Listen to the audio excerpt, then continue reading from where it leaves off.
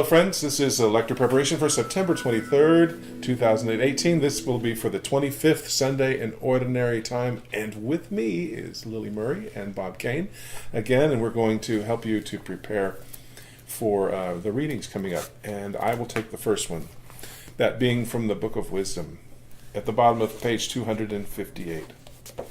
Before I begin, I want to look at the box right above there. It says, to keep in mind, use inflection or high or low pitch of your voice to convey attitude and feeling. High pitch expresses intensity and excitement. Low pitch expresses sadness, contrition, or solemnity. And those are all very important. Okay, here we go. Reading one. In this reading, the author portrays the wicked. They do not tolerate the just person, who is for them a constant reproach. They test and humiliate him to see if God, whom he invokes, will rescue him. If God does not, the wicked believe they are vindicated in their course of action.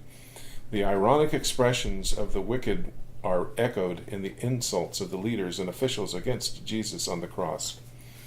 In the just person, here referred to as the Son of God, we glimpse God's parental care of every just person. In the Book of Wisdom, the foolish and bad people typically refuse to acknowledge God's action in the world, even as they test the claims of the just and seek pleasure for their own sake.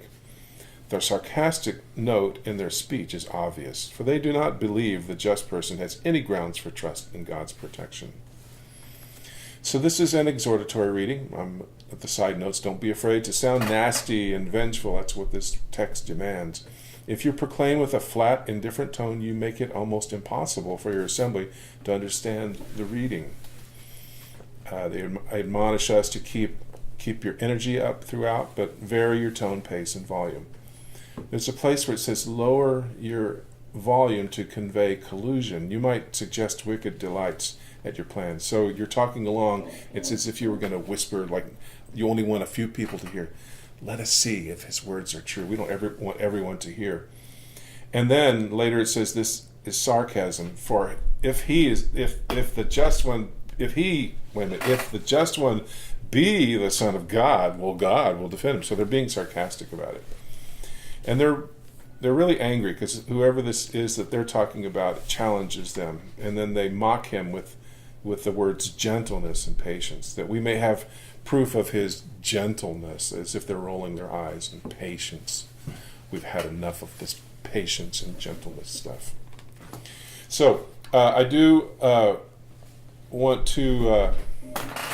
I would say you could go a little bit too much on this. You know, you want to make sure that, and as we always do, we want to make sure that we're not drawing attention to ourselves or to this emotion, but it should be very full. It should be very strong, slightly understated, but intense. I'll see what I can do with this. A reading from the Book of Wisdom.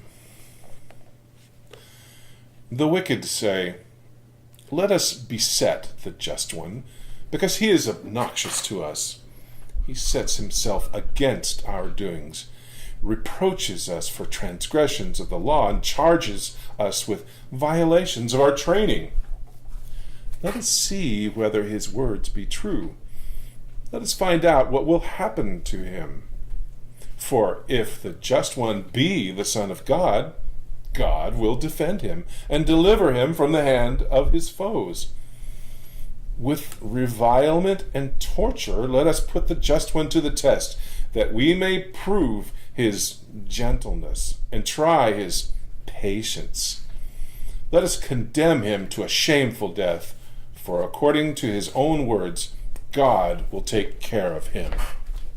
The word of the Lord. Thanks, Peter. Passing the baton to Lily. Thank you. Reading the commentary for reading 2 starts on page 258.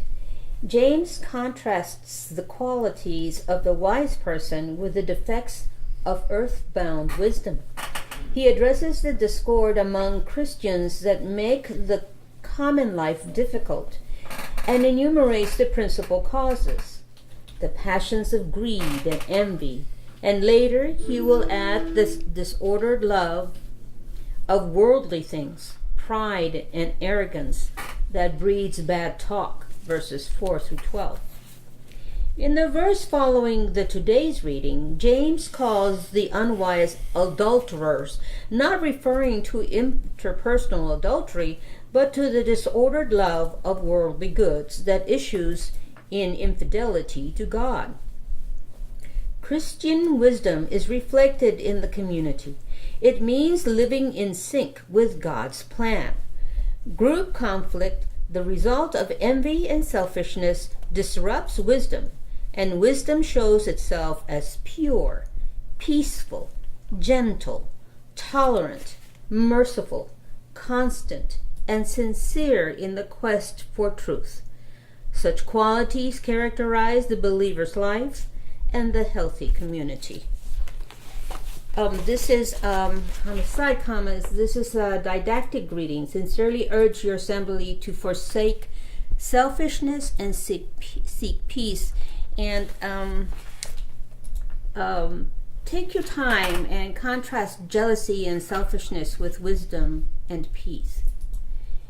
And then later on, slowly with emphasis, read peaceable, gentle, compliant, full of mercy and good fruits.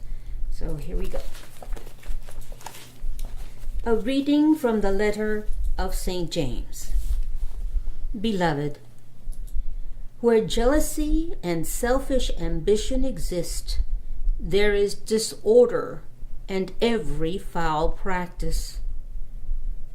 But the wisdom from above is first of all pure, then peaceable, gentle, compliant, full of mercy and good fruits, without inconsistency or insincerity. And the fruit of righteousness is sown in peace for those who cultivate peace. Where do the wars and where do the conflicts among you come from? Is it not from your passions that make war within your members? You covet, but do not possess.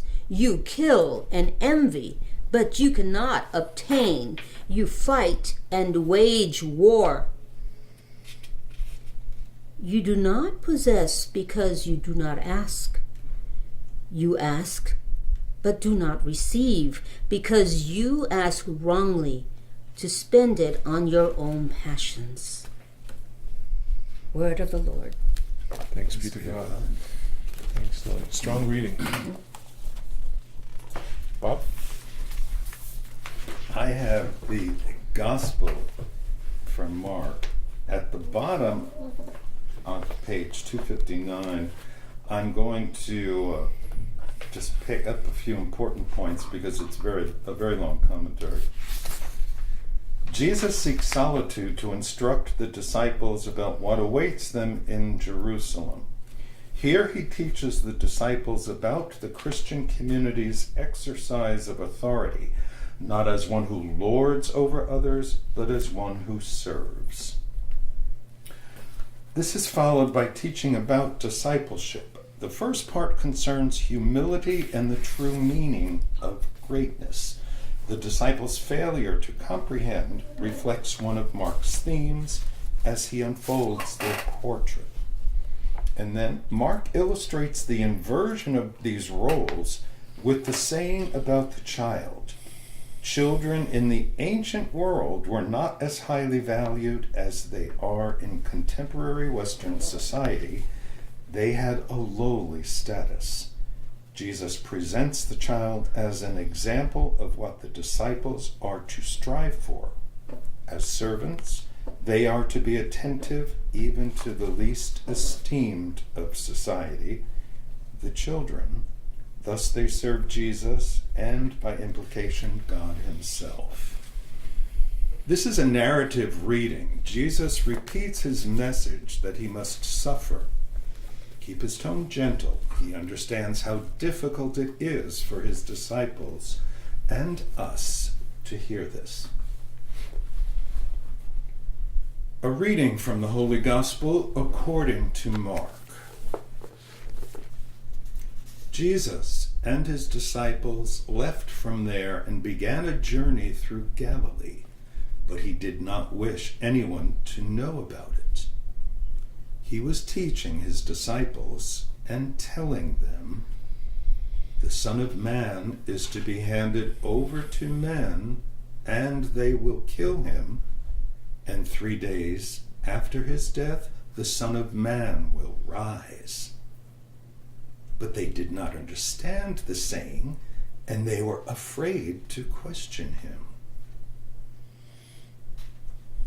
They came to Capernaum, and once inside the house, he began to ask them, "What were you arguing about on the way?" But they remained silent. They had been discussing among themselves on the way who was the greatest. Then he sat down, called the 12, and said to them, "If anyone wishes to be first, he shall be the last of all and the servant of all." Taking a child, he placed it in their midst, and putting his arms around it, he said to them, "Whoever receives one child such as this in my name receives me, and whoever receives me receives not me, but the one who sent me." The Gospel of the Lord. Praise to you, Lord Jesus Christ. Beautiful reading and well done, Bob. Thank you. Thank you. Okay. Thank you all. God bless you. Open my eyes, Lord. Help me to see